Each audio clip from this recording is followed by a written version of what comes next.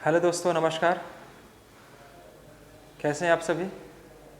उम्मीद करता हूँ आप जहाँ भी होंगे अच्छे होंगे और आप ज़ोरों शोरों से पढ़ाई में लगे होंगे मेरे दोस्त।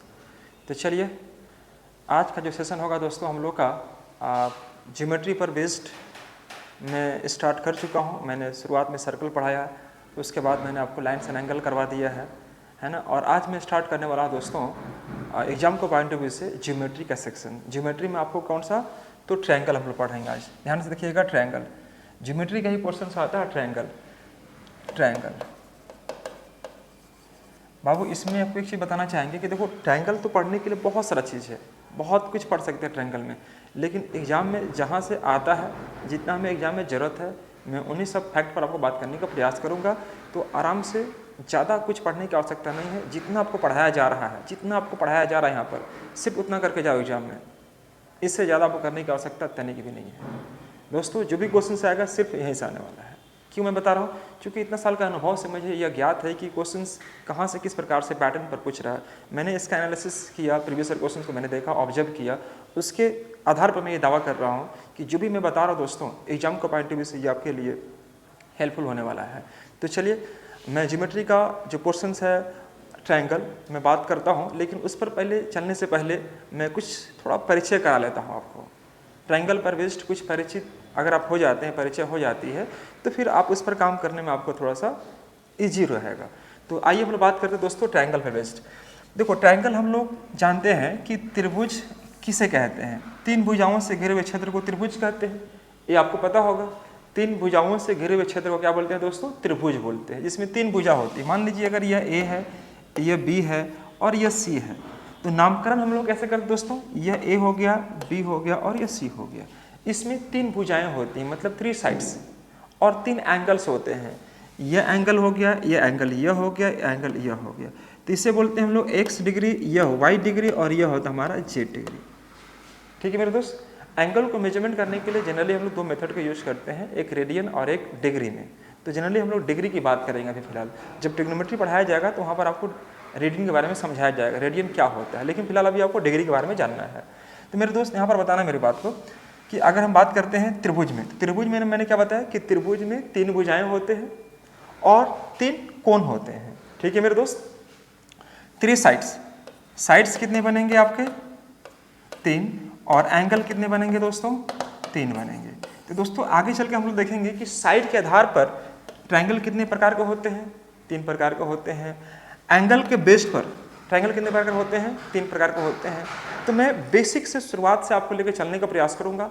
अगर आप आज आपका फर्स्ट वीडियो अगर आप देख रहे हैं, तो मैं चाहूँगा कि इसके ठीक पहले वीडियो मैंने अपलोड करवाया है या हुआ होगा, तो आप उसे जरूर देखें। देन उसके इस चीज़ को अगर देखते हैं तो चीज़ें आपको अच्छा से स्पष्ट रूप से समझ में आएगा मेरे दोस्त। तो समझिएगा मेरे भाई, अगर साइड्स अगर तीन है, एंगल तीन हो गया, तो ये आप जानते हैं, बचपन से ही जानते आ रहे हैं, और हम लोग इसमें कुछ नया नहीं बता रहा हूँ मैं आपको। आप समझते हैं दोस्तों यहाँ पर क्या कि हम लोग किस प्रकार से यहाँ पर काम करने वाले हैं। तो मेरे दोस्त एक बात बताना कि त्रिभुज के तीनों कोनों का सम, जो फर्स्ट रूल हमारा क्या कहता है, त्रिभुज के तीनों कोनों का सम 180 डिग्री होता है। बस माइंड में मेमोराइज कर लो आप। तो देखो, एक्स डिग्री, यह वाई डिग्री एंड यह हो गया जेड डिग्री। यह हमारा कितना होता है दोस्तों? 180 डिग्री होता है। त्रिभुज के तीनों कोनों का सम कितना होगा मेरे दोस्त? 180 डिग्री बनता है। हाँ या ना? यह फर्स्ट कंटेंट आपका मिल गया कि त्रिभुज के तीनों कोनों का सम कितना होगा? 180 डिग्री। मतलब यह आपको पता होनी चाहिए। ठीक है मेरे दोस्त। अगर मैं त्रिभुज के ये तीन कोण है ना बाबू, अगर मैं इसको इस प्रकार से बढ़ा दूं, इसको इस प्रकार से आगे बढ़ा दूं और इसको इस प्रकार से आगे बढ़ा दूं, तो यह बोलते हैं हमारा बाह्य एंगल। यह क्या कहलाता है दोस्तों? बाह्य एंगल कहलाता है। बाह्य एंगल बोले तो एक्सटीरियर एंगल। तो उस केस में मान लीजिए अगर हमारा यह ए है, यह बी है और यह सी है, तो हमारा सेकेंड कंटेंट क्या बनकर आएगा कि बाह्य एंगल का सम हमेशा कितना होगा? 360 डिग्री होगा। मतलब ए डिग्री, यह बी डिग्री और यह सी डिग्री, यहाँ पे लिख दो 360 डिग्री। समझिए ध्यान से, मैंने ट्रायंगल का यह जो एंगल लिया इसको बोलते हैं इंटीरियर एंगल, मतलब अंतःकोण बोलेंगे। कौन सा कोण? अंतःकोण बोलेंगे। तो हम लोग ये अंतःकोण का अगर मैं सम करूं तो 180 डिग्री, लेकिन मैं बाह्य कोण का सम करूं, बाह्य कोण मतलब एक्सटीरियर एंगल की बात करूं, तो इसका सम कितना होता है मेरे दोस्त? 360 डिग्री होता है। ये दो चीजें आपके माइंड में सेव होनी चाहिए। ठीक है मेरे दोस्त। और तीसरी चीज क्या है इसमें? समझिएगा तीसरी चीज़ यहाँ पर क्या है मेरे दोस्त कि अगर हम यहाँ पर यह समझाने का प्रयास करूँ मैं आपको कि दोस्तों ए बी और सी देख पा रहा हूँ यहाँ पर कि एक ट्रायंगल है, मान लीजिए एक ट्रायंगल है, मान लीजिए यहाँ पर मैं बना देता हूँ ट्रायंगल या इस प्रकार से ए बी और सी, एक ट्रायंगल मैं बना दिया यहाँ पर, ठीक है मेरे दोस्त। अब यहाँ पर मैं नाम दिया, मान यह ए दिया है, ये बी दिया, सी दिया, ऑलरेडी दिया ही हुआ है। तो यहाँ पर हम लोग बोलते हैं पेरीमीटर। पेरीमीटर का मान क्या होता है दोस्तों? तो ए प्लस बी प्लस सी, ए प्लस बी प्लस सी बोलते हैं, या इसी को हम लोग बोलते हैं 2s equal to A plus B plus C. यहाँ पर ध्यान रहे कि यहाँ पर ए बी और सी क्या है, एक ए बी और सी क्या है मेरे दोस्त? साइड है, और यहाँ पर यह क्या डिग्री है। तो डिग्री आपको इस प्रकार से ध्यान रखना था, ताकि डिग्री में आपको क्या करना था मेरे दोस्त, यह इस प्रकार से, यह हमारा ए डिग्री था, यह हमारा बी डिग्री था, यह हमारा सी डिग्री था। उस केस में मैंने यह बताया था, लेकिन मैंने यहाँ पर यह बता रहा हूँ कि पेरीमीटर की बात करें तो ए बी और सी ये पेरीमीटर बनेगा, और इसको हम लोग क्या रिप्रेजेंट करते हैं? 2s equal to A plus B plus C. तो एस का मान होगा A plus B plus C बटे में 2 बनता है। यह हमारा क्या कहलाता है दोस्तों? एस निकालने का। एस बोले तो semi parameters of the set, semi parameters of the triangle. तो दोस्तों उस केस में हम लोग इसका इस्तेमाल करते हैं। इसका इस्तेमाल कहाँ करते हैं आपको पता होगा? एरिया निकालने के केस में। जब हम लोग एरिया निकाल रहे होते हैं तो मान लीजिए अगर हम लोग बात करते हैं फोर्थ में एरिया निकालने की बात करते हैं, तो एरिया कैसे निकालते हैं दोस्तों? तो पता होगा दोस्तों S minus A, S minus B, S minus B और एस माइनस सी। तो उस केस में हम लोग देख पा रहे होंगे कि एस का कहाँ पर इस्तेमाल होता है। तो एस का इस्तेमाल करने के लिए कब यूज करते हैं? जब ट्रायंगल का एरिया आपको निकालना, फाइंड आउट करना हो, तो उस केस में हम लोग ए का इस्तेमाल या एस का इस्तेमाल हम लोग करते हैं मेरे दोस्त। तो मेरे बात को समझिएगा, ज्योमेट्री में सबसे पहली चीज़ है कि किसे क्या कहते हैं, ये आपकी नॉलेज होनी चाहिए। तो मैंने पहले बताया क्या कि त्रिभुज के तीनों कोणों का सम 180 डिग्री, त्रिभुज के बाह्य कोण का सम 360 डिग्री, त्रिभुज की तीनों भुजाओं को हम लोग क्या बोल लेंगे? पेरीमीटर, जिसको ए बी सी बोलते हैं, या हम लोग इसको 2s के नाम से जानते हैं, 2s। तो 2s का मान a plus B plus C होगा, तो s का मान क्या होगा? a plus B plus C by 2 होगा। अब s का यूज कहाँ पर करेंगे? तो s का यूज करने के लिए मैं ये लिखा हूँ यहाँ पर, एरिया निकालने में करेंगे। Area equal to under root S, S minus A, S minus B और एस माइनस सी का इस्तेमाल करते हैं। कोई समस्या किसी बच्चों को? एक बार आप इसके स्क्रीनशॉट लेते चले, फटाफट स्क्रीनशॉट ले और समझते हुए चलिए। ज्योमेट्री में मैं जितना बता रहा हूँ मेरे भाई, जितना आपको मैं समझाने का प्रयास करूंगा, आप उतना करके जाओ। इससे कहीं ज़्यादा आपको पूछने की आवश्यकता नहीं है और नहीं भटकना है। एग्जाम के बाद पूरा समय है पढ़ने के लिए, आप पढ़ो, पूरा आजीवन पढ़ते रहो, कोई दिक्कत नहीं है। लेकिन दोस्तों अभी एग्जाम है और एग्जाम पर फोकस करके पढ़ना है, तो मैं चाहूँगा कि आपका 20 क्वेश्चन जो आपको दिखाई दे रहा, 20 में कम से कम आपको, कम से कम अगर मैं ठीक करवाऊँ तो 17-18 आपको ठीक होना चाहिए। एक आध दो क्वेश्चन ऐसा होगा जो हो सकता है मिसलेनियस क्वेश्चन कहीं से पूछ सकता है, लेकिन मेरा टारगेट है कि 18-19 क्वेश्चन आपको मैं ठीक करवाऊँ। एक आध क्वेश्चन के लिए आप रिस्क ले लेना, ठीक है मेरे दोस्त। तो समझिएगा, यहाँ पर हम लोग ये देखें। अब बात करते हैं हम लोग इसके बाद अगला सेगमेंट में। जैसे मान लीजिए ये हमारा ट्रायंगल है, ठीक है मेरे भाई, ये हमारा ट्रायंगल है ए बी और सी, समझिएगा, ए बी और सी, ठीक है मेरे दोस्त। तो अब मैंने क्या किया कि इस साइड को मैंने आगे बढ़ा दिया, इस साइड को मैंने आगे बढ़ा दिया। तो साइड को आगे बढ़ाने से बाद आप देखेंगे कि यह एंगल जो बनेगा, ये वाला एंगल है ना मेरे दोस्त, यह एंगल जो बनेगा यह इन दोनों एंगल के सम के बराबर होता है। अगर मान लीजिए यह x है और यह y है, तो यहाँ पर क्या आ जाएगा? x plus Y degree. यह मैं आपको समझाना चाहूँगा ये चीज़, ठीक है मेरे दोस्त। अगर हमारे पास यह है, यह मान लीजिए आपका 60 डिग्री है, यह आपका 50 डिग्री है, तो यह कितना हो जाएगा? 60 और 50 110। क्यों? क्योंकि 60 और 50 110, यह कितना होगा? 70, और 70 और 110 कितना? 180। स्ट्रेट एंगल बनाएगा। तो यह एक्सटीरियर एंगल में हमने क्या सीखा कि अगर बाह्य कोण, अगर किसी त्रिभुज के एक भुजा को बढ़ाया जाए, अर्थात एक भुजा को बढ़ाया जाए, तो एंगल यहाँ पर हम बात करेंगे कि angle A C D, angle A C D equal to angle A plus B, angle A plus angle B का इस्तेमाल करेंगे। इसका इस्तेमाल कब करेंगे? जब किसी त्रिभुज में, या जब किसी त्रिभुज को एक भुजा को आगे बढ़ाते हैं, जब किसी त्रिभुज के एक भुजा को आगे बढ़ा रहे होते हैं, तो जो उससे बनता है एक्सटीरियर एंगल, एक्सटीरियर मतलब बोले क्या बोलते हैं उसको हम लोग? बाह्य कोण बोलते हैं। हिंदी में क्या बोले इसको हम लोग? बाह्य कोण। तो बाह्य कोण जो है, कोण जो होता है दोस्तों, एकांतर अंतःकोण के सम के बराबर होता है, अल्टरनेट इंटीरियर एंगल के सम के बराबर होता है। मतलब क्या?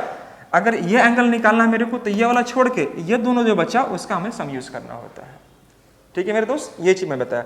देखो जिस मान यहाँ पर है, तो ये एंगल छोड़ के 60 और 50 दोनों का सम कितना? 110 हो गया। कोई समस्या किसी बच्चों को नहीं है। Very good. लेकिन इससे पहले मैं एक चीज़ और बताना चाहूँगा कि जब भी कोई ट्रायंगल हम फॉर्म करते हैं, मान लीजिए ट्रायंगल फॉर्म करते हैं, ये एक ट्रायंगल फॉर्म किया है A, B और C, तो सबसे बड़ा प्रॉपर्टी जिसमें क्या है मेरे दोस्त कि अगर यह A है और यह B है और यह C है, तो ट्रायंगल का प्रॉपर्टी यह होता है कि किसी दो भुजाओं का सम हमेशा तीसरी भुजा से बड़ी होती है। ये आप पहले नोट कर लो इसको अच्छे से। A plus B greater than C, मतलब कहने मतलब क्या हुआ समझिएगा, जब कोई भी ट्रायंगल तभी बनता है जब दो भुजाओं का जो इसका सम है तीसरी भुजा से हमेशा क्या होनी चाहिए, बड़ी होनी चाहिए। मतलब क्या कि A प्लस बी अगर लेंगे तो C से बड़ी होनी चाहिए। ठीक है मेरे दोस्त, अगर B प्लस C लेंगे तो वह A से बड़ी होनी चाहिए, और C प्लस A लेंगे तो वह B से बड़ी होनी चाहिए। यह रूल आप याद रखना। ठीक है मेरे दोस्त, किसी भी त्रिभुज में दो भुजाओं का सम तीसरी भुजा से हमेशा बड़ी होती है। The sum of any two sides of the triangle is greater than third sides. तो मैं ये कह सकता हूं किसी भी दो भुजा, मतलब A B लिए तो C से बड़ा होगा, B और C लिए तो A से बड़ा होगा, और A और C लिए तो B से बड़ा होगा। सेम उसी प्रकार से किसी भी दो भुजाओं का अंतर, डिफरेंस, मैं बात करता हूं A माइनस बी की, तो A माइनस बी जो बड़ा है दोस्तों, यह हमेशा तीसरी भुजा से क्या होनी चाहिए, छोटी होनी चाहिए। किसी भी दो भुजाओं का अंतर जो होगा हमेशा तीसरी भुजा से क्या होनी चाहिए, छोटी होनी चाहिए। तो A minus be less than C, B minus C less than A, और C minus A less than B। ये दो चीज़ों को आप नोट कर लेना, ध्यान से नोट करते चलिएगा। आप चाहें तो रफली आप मेंशन कर ले, किसी दो भुजाओं का सम हमेशा तीसरी भुजा से बड़ी होती है। उस केस में आप इसे मेंशन कर लेंगे, the sum of any two sides of the triangle is just greater than third sides. The difference of any two sides of the triangle is less than third side. अगर दो भुजाओं का अंतर मैं निकाल रहा हूं, तीसरी भुजा से हमेशा क्या होनी चाहिए दोस्तों, छोटी होनी चाहिए। तो मुझे लगता है कि आप इस चीज को समझ पा रहे होंगे। आप फटाफट इसको मेंशन कर लेंगे कॉपी में दोस्तों, जितना फास्ट नोट कर सकते हैं। अब इस पर बेस्ड एक छोटा सा क्वेश्चन मैं बता देता हूं, एग्जाम में क्वेश्चन कैसे पूछेगा। यहां से दोस्तों क्वेश्चन क्या कहता है, ध्यान से देखना। आप पहले नोट कर लो, फटाफट नोट कर लीजिएगा मेरे दोस्त। गुड, अब समझिए यहां पर एक क्वेश्चन मैं देता हूं इसी पर बेस्ड। मान लीजिए कि यह एक ट्रायंगल है, A B और C हमारा एक ट्रायंगल है। ठीक है मेरे भाई, ABC एक ट्रायंगल है। तो दोस्तों यहां पर मैंने लिया क्या, 3 ले लिया, यह 4 ले लिया, और यहां पर यह। अब यह पूछा है कि जो थर्ड भुजा है, थर्ड साइड है, उसका रेंज ज्ञात करें, उसका रेंज अर्थात परिसर ज्ञात करें। तो दोस्तों थर्ड साइड जो होगा मेरे दोस्त, हमेशा ध्यान रखना कि थर्ड साइड जो होता है दो भुजाओं का अंतर से हमेशा बड़ा होगा, है ना दोस्तों। तो हम समझिएगा 3 और 4 और 3 दोनों को जोड़ दो, और 4 और 3 अंतर को यहां पर निकाल दो। यह हमेशा थर्ड साइड निकलेगा आपका, यानी कि थर्ड साइड जो होगा अंतर से बड़ा होगा, और उसको सम से छोटा होगा। अर्थात मैं कह सकता हूं कि x इक्वल टू यह बनेगा, और यहां पर 4 3 7, यह आपका रेंज बनेगा। ठीक है मेरे दोस्त। उसी प्रकार से अगर मैं यहां पर यह कह देता कि अगर यह हमारा 6 है और यह 8 है, तो दोस्तों यहां पर हमारा रेंज ज्ञात करें। उस केस में क्या करते हैं कि x का मान कैसे निकालेंगे, तो 8 और 6 का अंतर निकाल दो, इससे बड़ा होना चाहिए और इसके सम से छोटा होना चाहिए। सम से हमेशा क्या होना चाहिए दोस्तों, छोटा होना चाहिए, मतलब 8 + 6 कर दो। तो दोस्तों आप देखेंगे 8 - 6 2 हो जाएगा, और यह 8 और 6 14 बनेगा। यह इसका रेंज कहलाता है। तो ऑप्शन में इसी प्रकार से कुछ दिखेगा, x का मान 2 से बड़ा और 14 से छोटा होना चाहिए। यह आपका रेंज बोल रहा है। रेंज मतलब इसी के बीच कोई संख्या हो सकता है, इससे ज़्यादा नहीं हो सकता और नहीं इससे कम हो सकता है। आपको सबसे कम और सबसे ज़्यादा दिया हुआ है, जिसको बोलते हैं रेंज हम लोग दोस्तों। तो रेंज निकालने के लिए पहले यह ध्यान रखना कि किसी भी त्रिभुज के दो भुजाओं का सम हमेशा तीसरी भुजा से क्या होना चाहिए, बड़ा होना चाहिए। हमेशा क्या होना चाहिए, बड़ा होना चाहिए। देखो बड़ा है कि नहीं है तीसरी भुजा से, ठीक है मेरे दोस्त। और किसी भी दो भुजाओं का अंतर हमेशा तीसरी भुजा से क्या होना चाहिए, छोटा होना चाहिए। छोटा है कि नहीं मेरे दोस्त, तीसरी भुजा से हमेशा क्या होना चाहिए, छोटा अंतर। तो इस प्रकार से मैंने यह समझाने का प्रयास किया कि ट्रायंगल का फॉर्मेशन किस प्रकार से हम लोग करते हैं और क्या हम लोग इसमें और कर सकते हैं, उसके बारे में जानकारी आपको आगे देने वाला हूँ। तो मुझे लगता है यहाँ तक कोई बच्चों को समझने में तकलीफ नहीं होनी चाहिए। चलिए बढ़ते हैं अगले क्वेश्चन की ओर। अब मेरे भाई यहाँ पर समझना, यह जो भी मैंने बताया आपको, ये सारे चीज़ आप ध्यान रखना और माइंड में एक ही चीज़ को नोट करते हुए चलना है, क्योंकि मैं इस पर कुछ क्वेश्चन भी करवाने वाला हूँ प्रैक्टिस, जो एग्जाम के पॉइंट ऑफ व्यू से आपके लिए महत्वपूर्ण हो सकता है। दोस्तों तो ये हमारा ट्रायंगल पर बेस्ड परिचय था, लेकिन ट्रायंगल पर अगर हम स्टडी कर रहे हैं, ट्रायंगल पर स्टडी कर रहे हैं तो ट्रायंगल को जनरली हम लोग दो पार्ट में डिवाइड करते हैं, दो पार्ट में डिवाइड करते हैं, है ना, on the side, on the basis of side, भुजा के आधार पर, and on the basis of angle, angle के आधार पर। ये दो भाग में हम लोग डिवाइड कर रहे हैं दोस्तों। अभी तक जो मैंने डिस्कस किया वह एक ट्रायंगल पर बेस्ड एक परिचय था, वह कोई कॉन्सेप्ट नहीं है, बस एक परिचय था कि ट्रायंगल किस प्रकार से फॉर्म होते हैं, उसका कुछ प्रॉपर्टीज क्या होते हैं, मैंने समझाने का प्रयास किया। लेकिन ट्रायंगल के बारे में जानेंगे हम लोग कि ट्रायंगल को जनरली हम लोग दो पार्ट में डिवाइड करते हैं, on the basis of side और on the basis of angle. तो देखो दोस्तों, ये हमारा साइड पर बेस्ड हो गया और ये हमारा एंगल पर बेस्ड हो गया। अब साइड पर बेस्ड अगर बात करें हम लोग दोस्तों, साइड पर बेस्ड, तो साइड पर बेस्ड हमारा कौन कौन ट्रायंगल बनेगा? तो साइड पर बेस्ड फर्स्ट बनेगा हमारा, बोलिए, स्कैलन ट्रायंगल। मैं लिख देता हूं स्कैलन, स्कैलन ट्रायंगल। इसको बोलते हैं हम लोग विषम बाहु त्रिभुज, विषम बाहु त्रिभुज, विषम बाहु त्रिभुज। उसके बाद बनेगा आपका इक्विलैटरल ट्रायंगल या आइसोसेलेस ट्रायंगल बोल सकते हैं, आइसोसेलेस ट्रायंगल। इसको बोलते हैं हम लोग समद्विबाहु, समद्विबाहु त्रिभुज। और इसके बाद बनता है आपका एक equilateral triangle, equilateral, equilateral triangle, ये बनता है इक्विलैटरल ट्रायंगल। समझिएगा ध्यान से। इसमें बोलते हम लोग समबाहु त्रिभुज, समबाहु त्रिभुज। तो दोस्तों आपने यहाँ पर देखा क्या कि ट्रायंगल पर बेस्ड हमने तीन पार्ट में देखा इसका। साइड पर बेस्ड हमने क्या देखा दोस्तों? स्केलन ट्रायंगल, है ना, आइसोसेलेस ट्रायंगल, आइसोसेलेस ट्रायंगल, समद्विबाहु त्रिभुज। और यहाँ पर मैंने देखा क्या? Equilateral triangle. मतलब क्या देखा दोस्तों हम लोग? समबाहु त्रिभुज, इक्विलैटरल ट्रायंगल। ठीक है मेरे दोस्त, इसमें क्या होता है इसके बारे में जानकारी आगे दूंगा, फिलहाल अभी समझना इसका। समझिएगा एंगल पर बेस्ड, एंगल पर बेस्ड क्या होता है दोस्तों? तो पहला होगा acute angle triangle, acute angle triangle, acute angle triangle. इसको बोलते हैं न्यून कोण त्रिभुज, न्यून कोण त्रिभुज। इसके बाद होता है आपका दोस्तों न्यून कोण त्रिभुज के बाद हम लोग देखेंगे right angle triangle, right angle triangle मतलब समकोण त्रिभुज, समकोण त्रिभुज।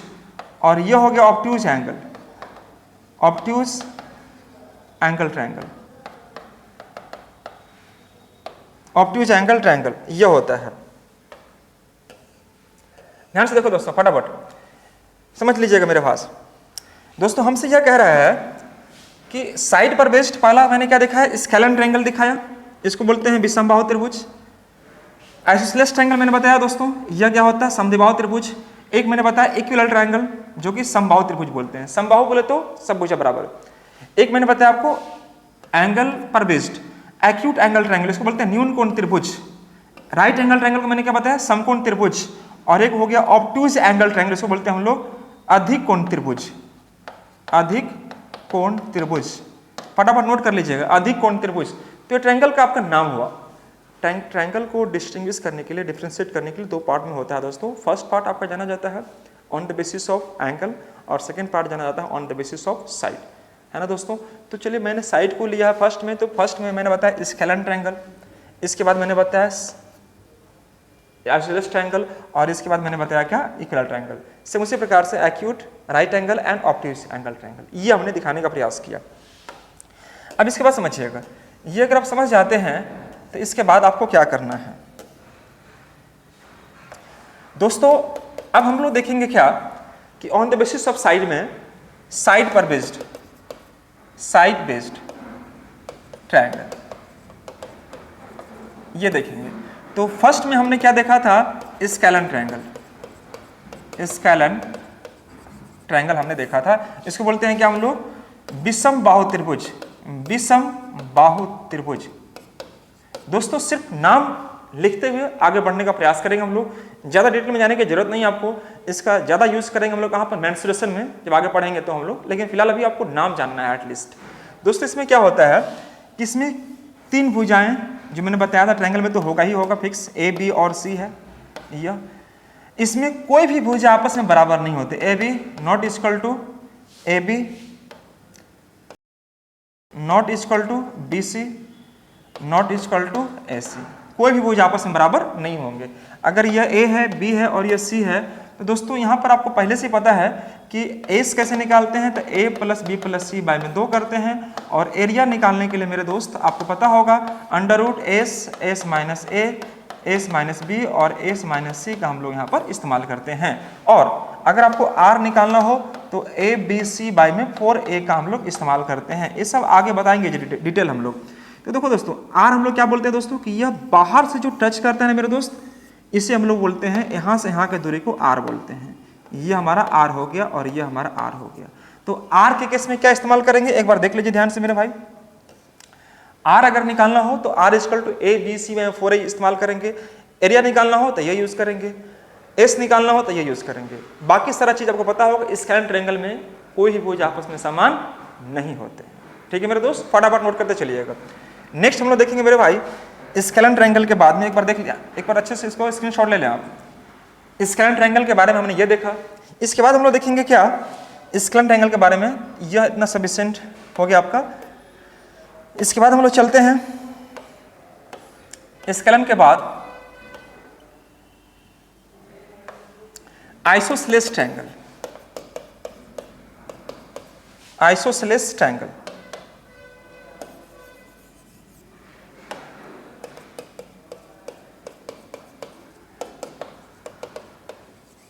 इसको बोलते हैं दोस्तों हम लोग क्या, सम द्विबाहु त्रिभुज। सम द्विबाहु त्रिभुज, सम द्विबाहु त्रिभुज।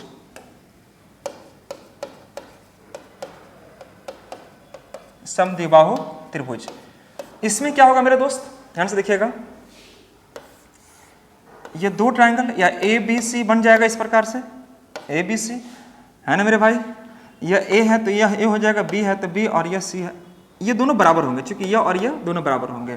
इसमें क्या होता है कि ए बी बराबर ए सी, ये दोनों भुजाएं आपस में क्या है, बराबर है। कोई डाउट किसी बच्चा को? Very good. ए बी बराबर क्या होगा मेरा दोस्त, ए सी हो जाएगा। ये याद रखना आप हमेशा। यह कोई समस्या किसी बच्चों को यहाँ पर?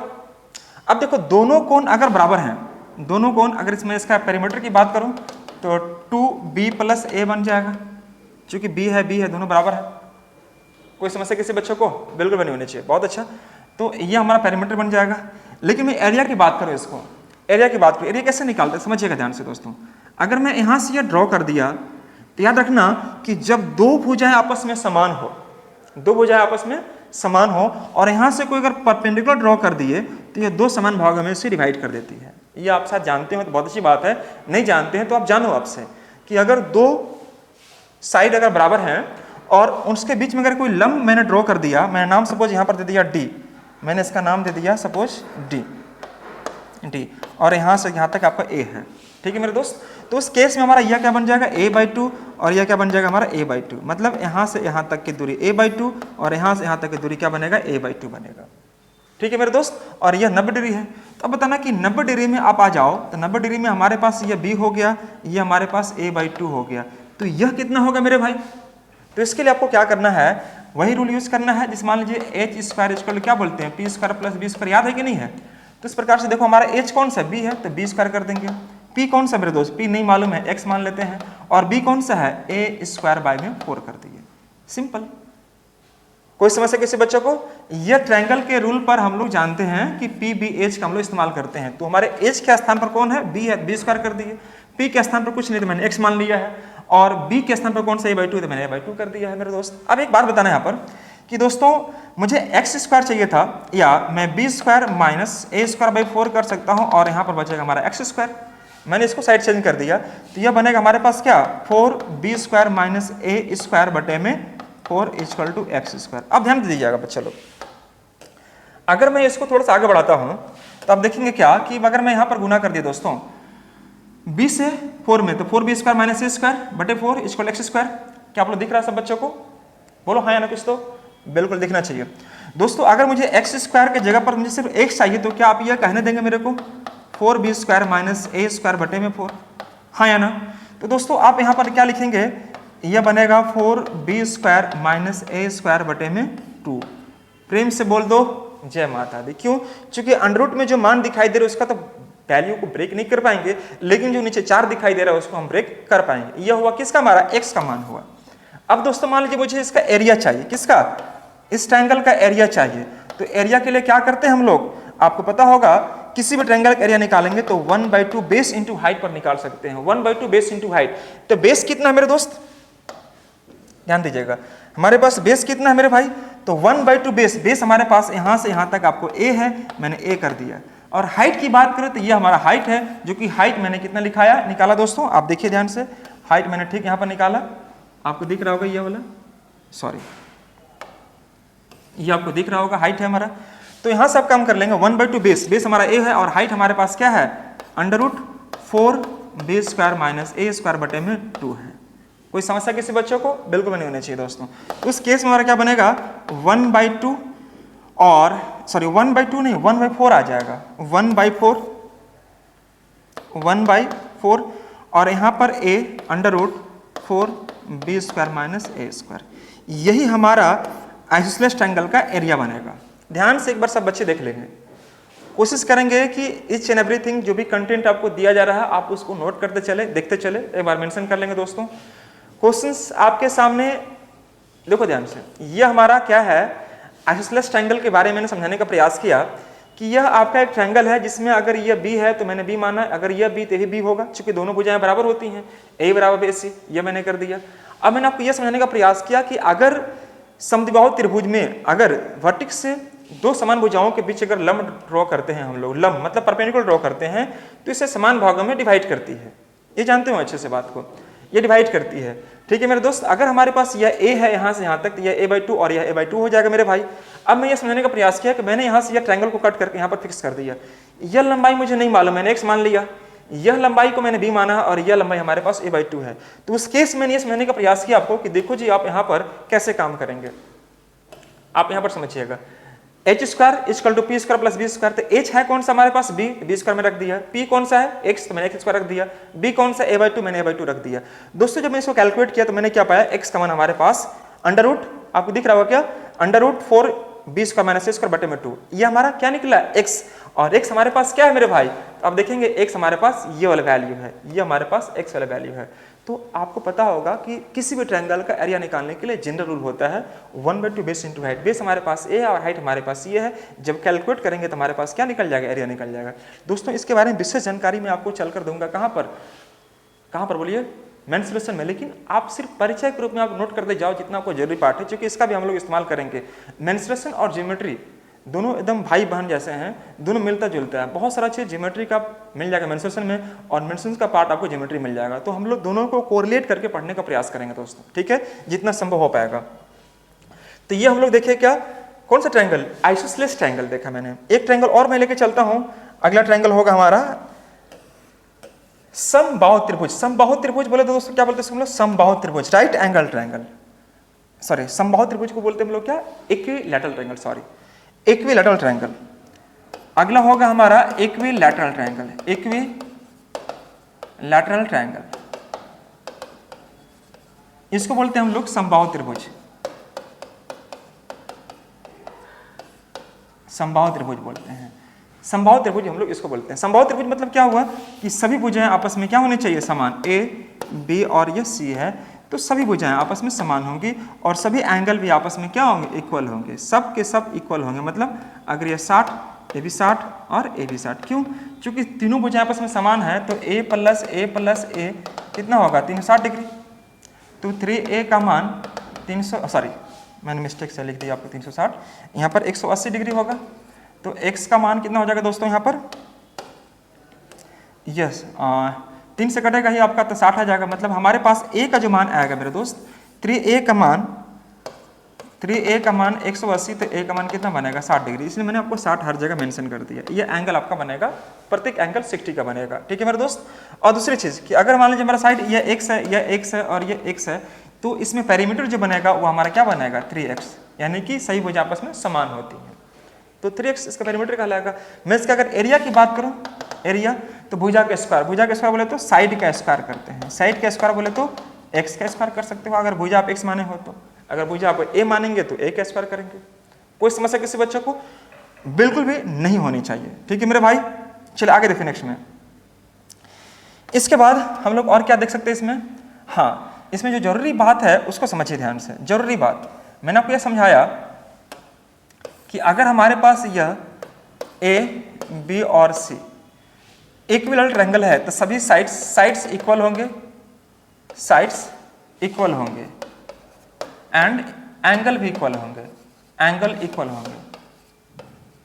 होंगे ये मैंने बताया आपको। और इच एंगल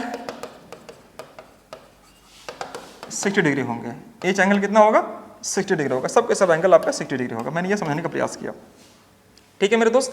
लेकिन जो जानने वाली चीज़ है मैंने बताया क्या, यहाँ पर अगर मान लीजिए साइड हमारा ए है, यह ए है, तो एरिया अगर निकालते हैं, एरिया अगर निकाल रहे हैं तो एरिया क्या होगा दोस्तों इसका सॉरी इसके ठीक नीचे मैंने आपको लिख दिया है, ध्यान से देखिएगा, और मैंने स्क्वायर का निकाल दिया ना, सॉरी ओहो, यहाँ पर देखिएगा ये चूंकि आपका कौन सा है, आपका आइसोलेस ट्रायंगल, सॉरी कौन सा ट्रायंगल आपका, यह है दोस्तों आपका इक्वल ट्रायंगल। तो यहाँ पर आपको मैंने वर्क का एरिया निकाल दिया है, आप थोड़ा सा उसको रफ कर लेंगे प्लीज, ये थोड़ा सा मिस्टेक से आपको लिखा गया। यहाँ पर होगा आपका क्या √3/4 a square, √3/4 a square, a square बोले तो साइड का स्क्वायर ये बनेगा, यानी कि √3/4 x स्क्वायर ये बनेगा। दोस्तों जो साइड का जो स्क्वायर होता है ना वर्ग में आता है, वर्ग मतलब स्क्वायर में आता है, लेकिन यहाँ पर दोस्तों क्या है, ये आपका संभावित त्रिभुज है तो मिस्टेक से लिखा गया होगा, तो √3/4 a स्क्वायर यानी कि इसका क्या बनेगा आपका एरिया बनेगा।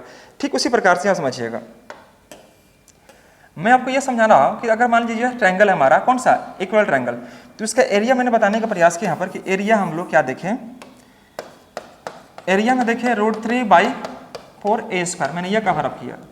अगर मैं इसका हाइट की बात करूँ, यह हाइट कितना होता है, तो हाइट होता है दोस्तों √3/2a, a क्या हमारा साइड है, यह a क्या है दोस्तों हमारा साइड है। एक एक चीज को नोट करना ध्यान से, अगर हमसे एरिया पूछता है किसका संभावित त्रिभुज का तो √3/4 स्क्वायर, अगर हमसे हाइट पूछता है √3/2a निकालेंगे, अगर हमसे रेडियस पूछता है, रेडियस r पूछता है तो याद रखना a/2√3, और अगर पूछता है कैपिटल R पूछता है तो a/√3 का इस्तेमाल करना। इसका मतलब क्या हुआ कि मान लीजिए अगर यह ट्रायंगल है, ठीक है मेरे दोस्त, और अगर बाहर से अगर यह काम करते हैं तो यहाँ से यहाँ की दूरी को r बोलते हैं, और अंदर से काम करते हैं दोस्तों तो यह स्मॉल r हो गया, अंदर से ये वाला, तो यह स्मॉल r और यह कैपिटल R का रेशियो अगर पूछेगा तो याद रखना रेशियो पूछेगा तो हमेशा होता है 1:2, 1:2।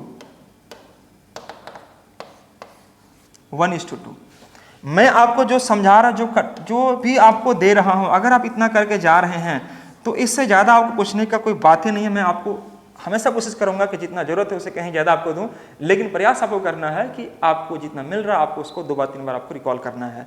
मैंने आपको एरिया समझाया, इसका हाइट समझाया, और यह आर क्या होता है, तो आर को बोलते हैं हम लोग दोस्तों इन रेडियस, आर को क्या बोलते हैं हम लोग इन रेडियस, इन रेडियस बोले तो आर को हम लोग बोलेंगे इन रेडियस, इन रेडियस, इसको बोलेंगे अंतः त्रिज्या, अंतः त्रिज्या। इस आर को क्या बोलेंगे हम लोग सरकम रेडियस, सरकम रेडियस, इसको बोलेंगे परित्रिज्या, परित्रिज्या। ध्यान दीजिएगा सब बच्चे, स्मॉल आर इन रेडियस अंतः त्रिज्या, कैपिटल आर सरकम रेडियस, इसको बोलेंगे हम लोग परित्रिज्या, अंतः त्रिज्या और परित्रिज्या। अगर इसका रेशियो पूछेगा तो हमेशा याद रखना 1:2 का बनता है, 1:2 हमेशा रेशियो बनेगा इसका। तो दोस्तों ये आपका था आपका कौन सा, बोलिए इक्विलैटरल ट्रायंगल के बारे में कुछ संक्षिप्त जानकारी। ठीक है मेरे भाई, आगे बढ़ते हैं नेक्स्ट कंटेंट की ओर हम लोग। एक बार अच्छे से इसको स्क्रीनशॉट ले लें, नोट कर लें मेरे भाई, बड़ा काम का चीज़ है, एग्जाम हॉल में बहुत काम आएगा अगर आप इसको अच्छे से नोट करके जाते हैं तो। स्मॉल आर क्या होता है, कैपिटल आर क्या होता है, इसके बारे में विशेष जानकारी मैं आपको ठीक इसके आगे वाले वीडियो जो हम बताने वाले हैं सेंटर्स ऑफ एंगल पर बेस्ड, वहाँ भी आपको समझाएंगे। लेकिन मैं सिर्फ एक परिचय कर रहा हूँ और क्लास में इन कर रहा हूँ, मतलब ज्योमेट्री के ट्रायंगल वाले पोर्शन में इन कर रहा हूँ, लेकर आपको चल रहा हूँ। तो मैं क्वेश्चन वाइज क्वेश्चन भी आपको समझाने का प्रयास करूँगा, लेकिन आपको ध्यान देना है दोस्तों ये चीज़ें। चलो ठीक है, आगे बढ़ते हैं नेक्स्ट क्वेश्चन की ओर हम लोग। तो यह था हमारा कौन सा, साइड पर बेस्ड। अगला देखिएगा एंगल पर based, angle based triangle, angle based triangle. तो फर्स्ट क्या होता है दोस्तों, acute angle triangle, acute angle triangle, acute angle triangle. इसको बोलते हैं न्यून कोण त्रिभुज, मतलब जो भी कोण होंगे सब के सब हमेशा 90 से छोटा होंगे, जो भी कोण होंगे वह सब के सब क्या होंगे, 90 से छोटा होंगे। All angles are less than 90 degree, जो भी एंगल होंगे वो 90 से हमेशा क्या होंगे दोस्तों, छोटा होंगे। एक्यूट एंगल मतलब इसको बोलते हैं क्या हम लोग, न्यून कोण त्रिभुज, न्यून कोण त्रिभुज, न्यून कोण त्रिभुज। अगला आपका क्या दोस्तों, right angle triangle, right angle triangle. इसमें क्या कहते हैं मेरे भाई, इसको बोलते हैं हम लोग समकोण त्रिभुज, समकोण त्रिभुज यह कहते हैं। समकोण त्रिभुज में आपको पता होगा, ये चीज आप जानते होंगे अच्छे से, ये हमारा मान लीजिए ए है, ये बी है और ये सी है। तो अगर मान लीजिए 90 डिग्री यहाँ बना रहा तो हम लोग एच बोलते हैं इसे, ये पी हो गया और ये बी हो गया। तो पता होगा कि एच स्क्वायर इक्वल क्या होगा, P square plus B square. ठीक है मेरे दोस्त, ये आपको पता होगा, ट्रिपलेट फॉर्म के बारे में आपको जानकारी होगी ही होगी। तो एच उसके बाद क्या होगा, पी स्क्वायर, मतलब कर्ण के स्क्वायर इक्वल टू लंब के स्क्वायर प्लस आधार के स्क्वायर, ये काम करते हैं। और इसमें एक एंगल जो सिर्फ होगा कितना होगा दोस्तों, 90 डिग्री, और बाकी एंगल जो होंगे हमेशा 90 से छोटा होंगे। बाकी दोनों एंगल हमेशा क्या होंगे, 90 से छोटा होंगे। और एक एंगल क्या होना चाहिए आपको, 90 डिग्री होना चाहिए। क्या बोलेंगे इसको दोस्तों हम लोग, राइट एंगल ट्रायंगल का नाम देते हैं। फटाफट खाली समझना है आपको नाम। थर्ड समझिएगा, थर्ड जो ट्रायंगल है मेरे भाई, थर्ड ट्रायंगल का नाम है obtuse angle triangle, obtuse angle triangle. इसको बोलते हैं अधिक कोण त्रिभुज, अधिक कोण त्रिभुज ये बोलेंगे। इसमें क्या आता है मेरे दोस्त कि मान लीजिए कोई एक एंगल, जैसे मान लीजिए यहाँ आपका और यहाँ से यह मैंने मिला दिया, ओहो ये थोड़ा सा आपको बनाना पड़ेगा ठीक से। यह तो यह जो एंगल बनता है, यह मान लीजिए ए है, यह ओ है, यह बी है। ठीक है मेरे दोस्त, तो एंगल ए ओ बी जो होगा वो हमेशा क्या होगा, 90 से बड़ा होना चाहिए। जो थीटा का जो मान होना चाहिए वो हमेशा क्या होना चाहिए, 90 से बड़ा होना चाहिए। इसको बोले अधिक कोण त्रिभुज, यही हो गया ऑब्ट्यूज एंगल, ऑब्ट्यूज एंगल। जैसे 120 हो गया, 150 हो गया, है ना, 130 हो गया, 125 हो गया, इस सब के सब क्या कहलाएगा, जो 90 से थीटा का जो मान होगा 90 से क्या होना चाहिए, हमेशा बड़ा होना चाहिए। That is called obtuse angle triangle. ठीक है मेरे दोस्त, जैसे मान लीजिए यहाँ पर इस प्रकार से मैंने ड्रॉ किया, यहाँ से बढ़ा दिया और इसको मिला दिया, तो यह कहलाएगा कौन सा ट्रायंगल, ऑब्ट्यूज एंगल ट्रायंगल कहलाएगा। जो कि यह एंगल जो होगा वो 90 से हमेशा क्या होना चाहिए, बड़ा होना चाहिए। तो दोस्तों अभी तक जो मैंने डिस्कस किया वह एक और सिर्फ परिचय था। परिचय कहने मतलब क्या, कि अगर आप ट्रायंगल पर आप कुछ पढ़ने जा रहे हैं तो ट्रायंगल के बारे में कुछ हिस्ट्री जानो, ट्रायंगल के बारे में कुछ अतीत के बारे में आपको जानना चाहिए कि ट्रायंगल आपको किसे कहते हैं, उसके क्या प्रॉपर्टीज होते हैं और ट्रायंगल कितने भाग में डिवाइड होते हैं। दोस्तों मैंने ये समझाने का प्रयास किया। मेरी आवाज़ आप तक पहुंच पा रही है मेरे भाई, बोलिए हाँ है ना। तो दोस्तों आज का जो सेशन होगा हम लोग का, ये हमारा जो सेशन था, एक बार ध्यान से देख लीजिएगा, मैं आपको रिकॉल कर लेता हूँ, एक सेकेंड। जितना भी अभी तक आपने पढ़ा ये सारा के सारा आपका ट्रायंगल पर बेस्ड था। अब देखो ट्रायंगल पर बेस्ड पढ़ने के लिए मैंने ये आपको बताया अच्छे से, मुझे उम्मीद है कि आप मेरी बात को समझ पा रहे होंगे, है ना। तो यह ट्रायंगल का एक परिचय है, एक मैंने आपको सिर्फ परिचय कराया है, और परिचय के बाद में अगले वाले वीडियो में, इसके ठीक नेक्स्ट वाले वीडियो में मैं कोशिश करूंगा आपको कि इस पर बेस्ड क्वेश्चंस कैसे लेकर आऊं, या इससे संबंधित और क्या कॉन्सेप्ट निकल सकते हैं जो कि आपके एग्जाम को पॉइंट ऑफ व्यू से आपके लिए हेल्पफुल हो सकता है। ठीक है मेरे दोस्त, तो चलिए आप लोग अच्छे से रहिए, अपना पढ़ाई करते रहिए और मन लगाकर ध्यान से अपना काम करते रहिए। ठीक है दोस्तों, thank you so much to all of you guys, bye bye, take care. मिलते हैं मैं अगली क्लास में, तब तक आप लोग अपना ख्याल रखेंगे।